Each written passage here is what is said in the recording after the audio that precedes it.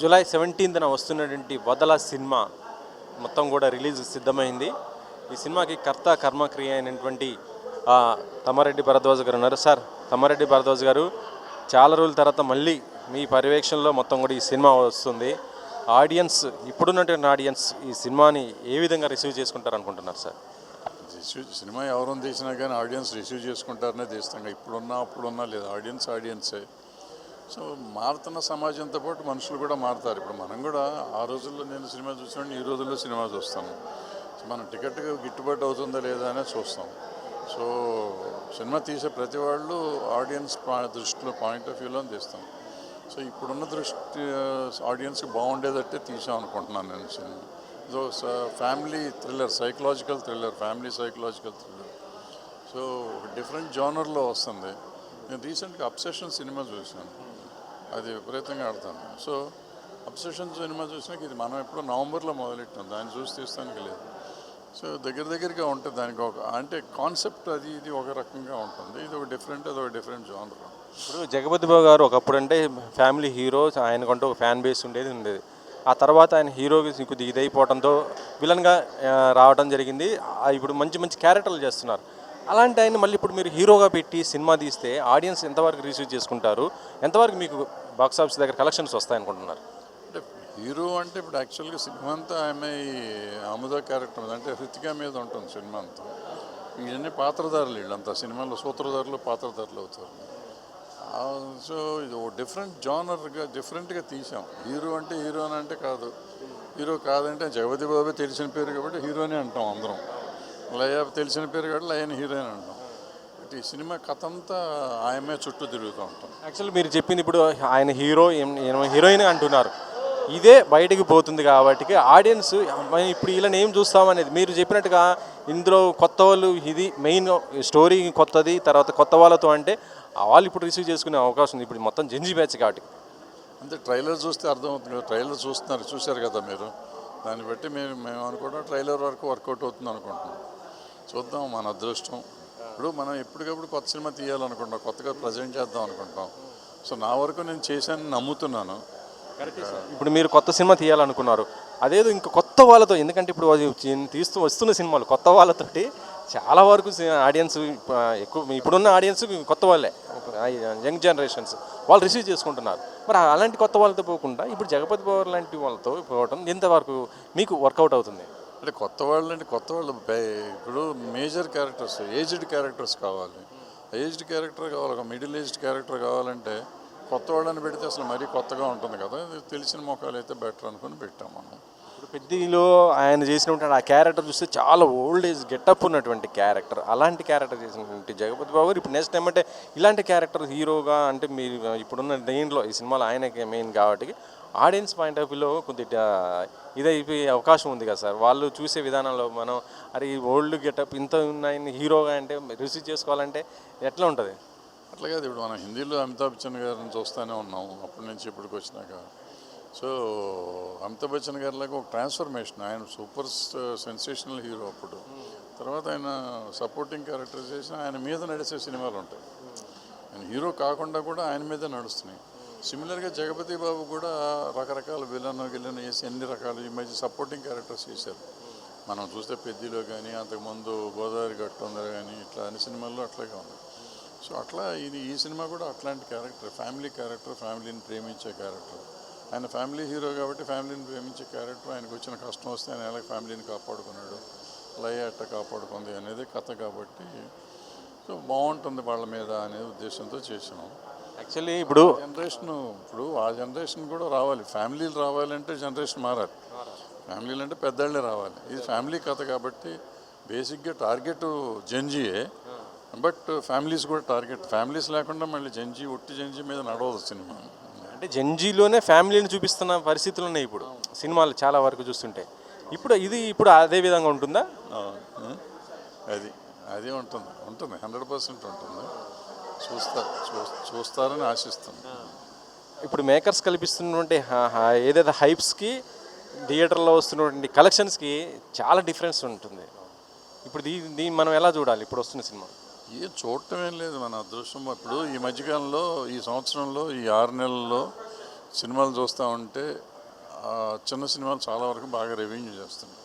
చాలా అద్భుతమైన రెవెన్యూ కాదు కానీ డబ్బు కనపడతాయి. ఇంతకుముందు షేర్ వచ్చింది అని చెప్పిన సినిమాలు చాలా తక్కువ లాస్ట్ ఇయర్ వరకు.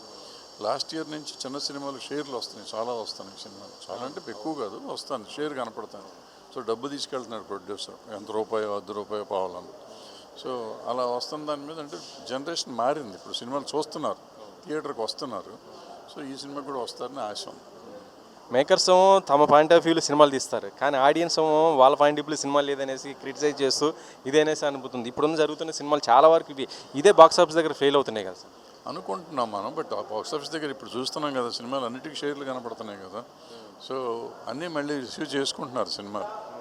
వేసుకోవటం లేదు అనుకోవటం తప్పు, మనం వాళ్ళని కాదనుకోవటం కరెక్ట్ కాదు. ఈ మధ్య సినిమాలు ఏ సినిమాని రిలీజ్ చేయాలంటే సెన్సార్ దగ్గర ఇబ్బందులు అవుతున్న పరిస్థితి అయితే ఉంది. ఏదో టైటిల్ దగ్గర లేకపోతే అందులో ఏదో ఒకటి ఇది అనేసి. సో ప్రస్తుతం చూస్తుంటే ఈ సినిమాకి సెన్సార్ మొత్తం కంప్లీట్ అయిపోయిందా, ఏమన్నా వాళ్ళ నుంచి ఎటువంటిది వచ్చింది? అసలు సెన్సార్ చాలా కోఆపరేట్ చేశారు, బ్రహ్మాండంగా చేశారు వాళ్ళు. సో సెన్సార్ సైడ్ నుంచి నాకు ఇబ్బంది లేదు, అసలు ఇబ్బంది అస్సలు లేదు. ఈ మధ్య వస్తున్న కొన్ని సినిమాలకు టైటిల్ కొంత ప్రాంతీయ విభేదాలు సృష్టిస్తున్నటువంటి పరిస్థితి ఉంది. మీరు చూశారు ఇడుపు కాగితం ఒకటి, ఈ 2 తెలుగు రాష్ట్రాల్లో ఇది ఒక పెద్ద ఇష్యూ అయిపోయింది పొలిటికల్గా, కానీ ఇటు సోషల్ మీడియాలో చాలా రకంగా ఇదైపోయింది. ఇంకొక విషయం ఏంటంటే గాడ్ ఆఫ్ వార్, ఈ టైటిల్ చూస్తుంటే 2 తమిళనాడుకి ఇక్కడికి వాళ్ళేమో మురుగన్ మా దేవుడిని మీరు ఎట్టో నార్త్కి చూపిస్తారు అనేది, ఈ రకంగా సినిమా మనం ప్యాన్ ఇండియా అనుకుంటున్నాం, కానీ అక్కడికి వచ్చేటప్పటికే ప్రాంతీయ విభేదాలు సృష్టించే విధంగా అయిపోతున్న పరిస్థితి ఉంది సార్. అదేం లేదు, ఇప్పుడు ఎవరో ఒకళ్ళు ఏదో సబ్జెక్ట్ చేస్తూ ఉంటారు, దాని ఉండదు. ఇడుపు కాగితం ఉంది ఫర్ ఎగ్జాంపుల్. ఇడుపు కాగితం అనేది ఏంటంటే విడాకుల పత్రం. మనం ఎప్పటి నుంచో ఎంతో కాలం నుంచి తెలంగాణలో అది ఉంది. అంటే విడాకులు అనేది అప్పటి నుంచి వీళ్ళు యాక్సెప్ట్ చేశారు అనేది అర్థం చేసుకుని వాళ్ళ గొప్పతనాన్ని, వాళ్ళ కల్చరల్గా ఎంత డెవలప్ అయ్యారు అనేది ఆలోచించకుండా దాన్ని ఏదో పిచ్చిగా చేసి ప్రాంతీయ తత్వం తీసుకొచ్చి దాన్ని ఏదో మాట్లాడి జోకులు చేయటం అనేది తప్పది. సో వాళ్ళు కల్చరల్గా పెరిగిపోతేనే కదా ఇడుపు కాగితం. మనకి విడాకులు అనేది లేదు, మనకు వచ్చింది విడాకుల కాగితం వీళ్ళు రాసుకొని చేసేవారు, అది ఇడుపు కాగితం. సో వాళ్ళకి వెనకబడిన తెలంగాణ అంటారు, వెనకబడిన తెలంగాణ అయితే ఇడుపు కాగితం ఎందుకు ఉంటుంది అంటే ముందుకు ఉంది, అది ఎప్పటి నుంచో ఉంది. ఎప్పటి నుంచో వాళ్ళు కల్చరల్గా ఉంది. వాళ్ళు ఇక్కడ పోరాటం చేసిన గడ్డ ఇది, పోరాటం గడ్డ ఇది. సో అట్లా వీళ్ళు కల్చరల్గా చాలా డెవలప్ అయ్యి ఉన్నారు మొదటి నుంచి కూడా, అది జరుగుతూ ఉంది. ఇవి ఎవరో మనకి నాలంటి వాళ్ళు పని లేని వాళ్ళు ఏదో మాట్లాడితే దాని మీద ఏదేదో లాగుతూ ఉంటారు, వేస్ట్. ఇప్పుడు ఇది మరి గాడ్ ఆఫ్ వార్ ఇందుకు ఇంత బాగా ఇది మొత్తం కూడా తమిళ్లో ఆ ఇండస్ట్రీ అక్కడ వాళ్ళు, ఆ తర్వాత అక్కడ ఉన్నటువంటి మీడియా కానీ ప్రతి ఒక్కరు దీన్ని వ్యతిరేకిస్తున్న పరిస్థితి ఉంది కదా. నేను చూడలేదు, నాకు తెలియదు, నిజంగా నాకు పెద్ద అర్థం కాలేదు. అది చూసినాక మాట్లాడతాను. అంటే మురుగను అక్కడ ఎవరైతే అది అసలు నువ్వు చెప్పింది 2 తెలియదు, అది ఎవరు అనౌన్స్ చేశారో తెలియదు, ఎవరు అబ్జెక్ట్ చేశారో. వారు ఇక్కడ మన త్రివిక్రమను తర్వాత నాగవంశీ దాని బ్యానర్ నాకు తెలియదు. ఇప్పుడు ఈ సినిమా హడావిడిలో ఉన్నా, నేను చూడలేదు. నెక్స్ట్ టైం చూసి 2-3 రోజులు చూసినాక నేను అర్థమైతే అప్పుడు మాట్లాడతాను. Thank you sir. Last final question sir. ఇప్పుడు ఏపీ ఎఫ్డిసి ఇటీవల ఏర్పాటైంది కదా, ఏపీ ఎఫ్డిసి ఇటీవల ఏర్పాటైంది, మొత్తం కూడా అక్కడ కూడా ఏపీలో ఇండస్ట్రీ డెవలప్మెంట్కి చేయాలని అన్నారు, కానీ ఇంతవరకు మళ్ళీ ఎటువంటి కార్యాచరణ లేదు. ఎందుకు ఏంది స్తబ్దత వస్తుంది, ఏంటి ఇది? ఎక్కడ ఏపీలో కూడా ఎఫ్డిసి మననే ఏర్పాటు చేయడం జరిగింది, దానికి భరత్ భూషణ్ ఇది అవ్వటం జరిగింది. మొత్తం మొన్నగా చేశారు, చేస్తారో లేదు, చేస్తారు, చెయ్యాలి కదా. ఆల్రెడీ నాటకాలు మొదలెట్టినట్టున్నారు. నాటకాలు ఇది సినిమాలకు కూడా అవార్డులు వేస్తారనుకోండి, నంది అవార్డు చేస్తారన్నారు, మిగిలి చేస్తారు మెల్లిగా. మీరు అడుగుతున్నారు, అవార్డులు అడుగుతున్నారు, కానీ అటు నుంచి ఏం రెస్పాన్స్ ఏం రావట్లేదు. ఇస్తామంటున్నారు, ఇంతవరకు అది కార్యరూపం దాల్చట్లేదు కదా. అంటున్నారు కదా, ఇస్తారు, చూద్దాం. ఇప్పుడే కమిటీ వేశారు, చేస్తారు. లీగానే మొదలెడితే అట్ట నెల కూడా అవ్వకుండా మీద పడిపోయి చేయలేదు అంటే అట్ట చేద్దాం, చేస్తారు. మీ సినిమాకి టికెట్ ధరలు ఎలా ఉంటాయి సార్? ఇప్పుడు ఇది ఒక పెద్ద సమస్య అయిపోయింది, పాప్కార్న్ సమస్య అయిపోయింది మీ సినిమాకి. టికెట్ ధరలు ఏంటి, పాప్కార్న్ సంగతి నేను చేయలేను, కానీ సినిమా టికెట్ ధరలు ఏం మామూలుగా నార్మల్గానే ఉంటాయి. మామూలుగా చాలా తక్కువ, అంటే రీజనబుల్గా సింగిల్ స్క్రీన్ నార్మల్ ఎట్లా ఉన్నాయో అటు రూపాయి కూడా పెంచం అంతే. ఎందుకంటే మొన్న రామ్ చరణ్ గారు ఒక మాట అన్నారు, టికెట్ ధరలు కాదు ఆ లోపలికి వెళ్ళిన తర్వాత పాప్కార్న్ ధరలు చూసి జనాలు థియేటర్ రావట్లేదు అనేసి ఆయన స్టేట్మెంట్ ఇవ్వడం జరిగింది. అది నిజంగా ఉందా? టికెట్ ధరలు తక్కువ ఉన్నా కూడా ప్రాబ్లం లేదు, లోపలికి వెళ్ళిన తర్వాత ఇప్పుడు అవి చూసి ఆ కూల్ డ్రింక్ తర్వాత పాప్కార్న్ వీటి వల్లనే రావట్లేదు అనేది మన ఇటీవల ఆయన ఇచ్చిన స్టేట్మెంట్ సార్. ఆయన 10 ఏళ్ళ నుంచి నేను ఇస్తున్నాను కదా, ఇవాళ కొత్తగా ఆయన ఇచ్చాడేమో తెలియదు, కానీ ఆయన ఇచ్చింది నాకు తెలియదు. పాప్కార్న్ రేట్ ఎక్కువ ఉంది, అది ముందు నుంచి చెప్తున్నాం కదా, చెప్తున్నాము. మధ్యలో గవర్నమెంట్ 2-3 సార్లు నేను చేసింది, ఇన్స్పెక్ట్ చేసింది, తగ్గించమన్నారు, తగ్గించారు, మళ్ళీ పోయింది. తెలంగాణ గవర్నమెంట్ చేసింది, ఆంధ్ర గవర్నమెంట్ చేసింది, మళ్ళీ వదిలేశారు, మళ్ళీ తగ్గిస్తారేమో చూద్దాం. మెగాస్టార్ చిరంజీవి గారు ఒక మాట చెప్పారు మొన్న, ఒక ఇది పెద్ద సక్సెస్ మీట్లో స్పీచ్ ఇస్తూ అవార్డ్స్ అనేది కొన్ని సందర్భాలు రాకపోయినా బాధపడిన అవసరం లేదు, కానీ కొన్ని సందర్భాలు అవార్డులు వస్తున్నాయంటే వేరే దారిలో వస్తున్నటువంటి పరిస్థితి ఉంది, అవార్డులకు వచ్చే దారి కూడా వేరున్నట్టుగా ఆయన మాట్లాడారు. ఇది మీకు కూడా తెలుసు, ఇది ఇప్పుడు దాకా చాలా రోజులు అవుతుంది, అది దానిపైన మీరేమంటారు సార్? ఇక నాకు తెలియదమ్మా, ఉంటే ఉంటాయి, ఉన్నాయో మరి ఆయన చెప్పారంటే ఉందేమో నాకు తెలియదు. మన సౌత్కి ఎక్కువ అవార్డులు రావు, మిగతాది నార్త్ సైడ్ అయితే వాళ్ళకి అవార్డులు వస్తుంటే మనలో ఎందుకు వాళ్ళు ఈ డిఫరెన్స్ చూపిస్తారో అనేది ఆయన మాట్లాడడం జరిగింది. అదేం లేదు, ఏదో జరుగుతూ ఉంటాయి మామూలు రొటీన్. అవార్డులలో అక్కడ రాజకీయం ఏమైనా ఉంటుందా సార్? రాజకీయాలు ఉండవు, లాబింగ్ ఉంటుంది, దాన్ని బట్టి ఉంటుంది, అంతా జరుగుతూ ఉంటుంది. లాబింగ్ డెఫినెట్గా ఉంటుంది. నేను చేసుకుంటే నాకు వస్తుంది, నువ్వు చేసుకుంటే నీకు వస్తుంది, తెలిసిందే కదా, రహస్యం ఉంది. ఇది ప్రస్తుతం అయితే June 17th రిలీజ్ కాబోతుంది వదలకు సంబంధించి సినిమాతో పాటు మిగతా అన్ని విషయాలు కూడా ఆయన షేర్ చేసుకోవడం జరిగింది. తన సినిమాకి మాత్రం ఎట్టి పరిస్థితులు టికెట్ రేట్ అయితే పెంచమని కూడా చెప్తున్నారు. మరి చూడాలి ఈ సినిమా ఏ విధంగా ఆడియన్స్ను అలరిస్తుందని చూడాలి. కెమెరామెన్ పాషాతో వెంకట్, 10 TV.